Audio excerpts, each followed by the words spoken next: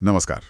आज हम Oliver workman की एक बहुत ही दिलचस्प किताब 4000 weeks time management for mortals पर थोड़ी गहरी बातचीत करेंगे। हमारे पास किताब का सारांश है और लेखक का एक इंटरव्यू भी है। और इसका जो मुख्य विचार है वो शुरू में थोड़ा कह सकते हैं चौंकाता है जी। कि एक औसत इंसान की जिंदगी करीब 4000 हफ्ते। बस हाँ, ये नंबर सुन के लगता है अरे बाप रे। लेकिन बर्कमैन का इरादा मतलब हमें डराना या तनाव देना बिल्कुल नहीं है, बिल्कुल नहीं। बल्कि वो समय और ये तो प्रोडक्टिविटी का आजकल बहुत चलन है, उसके बारे में हमारी पूरी सोच को ही बदलना चाहते हैं। जी, तो आज कोशिश यही रहेगी कि उनके इस नजरिए को थोड़ा समझें। हाँ, तो 4000 हफ्ते ये सिर्फ एक नंबर नहीं है, ये हमारी जिंदगी की जो सीमा है उसकी सच्चाई दिखाता है। चलिए इस पर थोड़ा और बात करते हैं। बिल्कुल।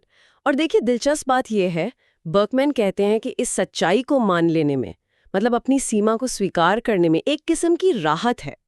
ये हमें उस लगातार दबाव से मुक्त करता है कि हमें सब कुछ करना है, हर चीज पानी है। अच्छा, राहत, ये थोड़ा अजीब नहीं? हाँ, सुनने में लगता है, पर सोचिए ये उस आम धारणा से कितना अलग है, जहां हम समय को बस एक रिसोर्स मानते हैं, जिसे बस निचोड़ना है, ज्यादा से ज्यादा काम निकालना है। पुराना जमाने में ऐसा नहीं था। हाँ, जैसे वो मध्ययुगीन किसानों का उदाहरण देते हैं, उनके लिए समय जीवन का हिस्सा था, कोई मैनेज करने वाली चीज नहीं। बिल्कुल, वो काम पर फोकस करते थे, घड़ी पर नहीं। और यहीं से मुझे लगता है वो प्रोडक्टिविटी वाली बात आती है। ये जो आजकल जुनून है ज्यादा कुशल, ज्यादा एफिशिएंट होने का, क्या ये वाकई काम करता है या ये एक जाल है? हाँ, बर्कमैन इसे उत्पादकता विरोधाभास कहते हैं, प्रोडक्टिविटी पैराडॉक्स। और ये सच है ना, जैसे आप जितनी तेजी से ईमेल निपटाते हैं, उतनी तेजी से और आ जाते हैं। और फिर आप और ज्यादा काम ओढ़ लेते हैं। नतीजा, हमेशा व्यस्त, हमेशा थके हुए। और इसीलिए वो जो एक मशहूर तकनीक है बड़े पत्थर वाली, मतलब पहले जरूरी काम करो, बर्कमैन उसकी भी आलोचना करते हैं। जी।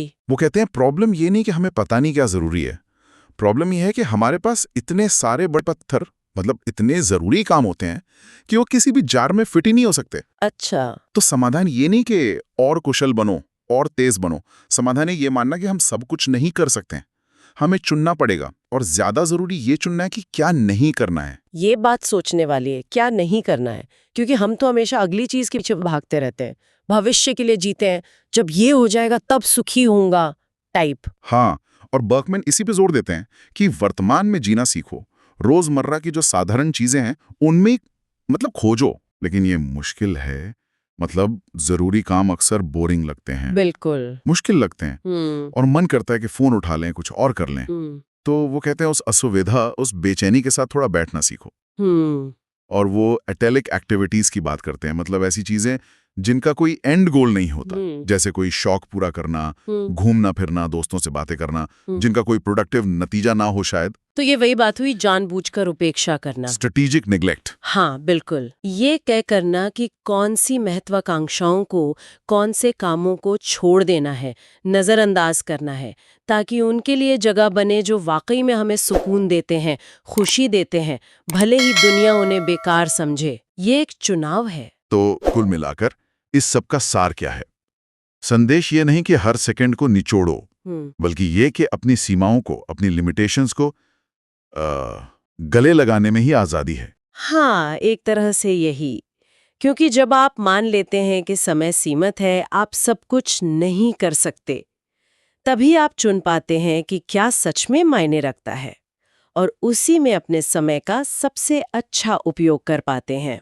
सही बात है। और शायद एक सवाल हम सबके सोचने के लिए छोड़ सकते हैं, इस हफ्ते ऐसी कौन सी एक चीज है जिसे दुनिया जरूरी मानती है, पर आप उसे जानबूझकर थोड़ा पीछे छोड़ सकते हैं, ताकि किसी ऐसी चीज के लिए वक्त निकले जो शायद प्रोडक्टिव न हो पर आपको सच्ची खुशी दे। सोचने वाली बात है ये। क्या आप जिंदगी बदलने वाली किताबें पढ़ना चाहते हैं पर टाइम नहीं है? चिंता मत कीजिए। बुक बाइट्स पॉडकास्ट पर हम आपके लिए लाते हैं दुनिया की बेस्ट मोटिवेशनल और सेल्फ हेल्प बुक्स की शॉर्ट और पावरफुल समरी, सिर्फ 10 से 15 मिनट में। Atomic habits, rich dad poor dad, think and grow rich जैसी किताबों की कमाल की सीख हिंदी में सुनिए। बस अभी सब्सक्राइब करें और बेल आइकन दबाएं ताकि कोई भी नया एपिसोड मिस न हो। ज्ञान का ये सफर आपके साथ ही पूरा है।